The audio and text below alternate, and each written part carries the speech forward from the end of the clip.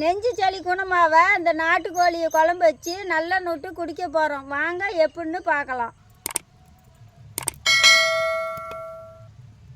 கடலை எண்ணெய், கடுகு, இஞ்சி பூண்டு விழுது, நறுக்குன நாட்டுக்கோழி கறி,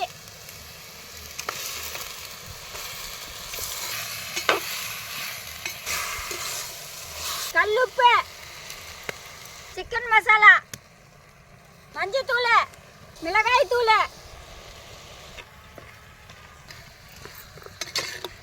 மல்லித்தூள்,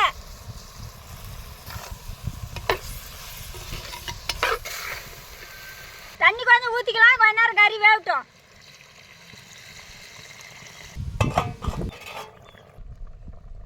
கறி வெந்துக்குச்சு, சாந்து ஊற்றிக்கலாம்.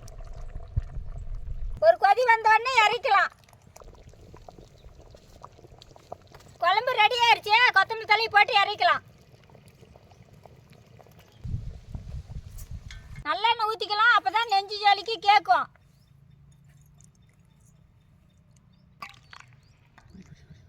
எடுத்து குடிங்கப்பா.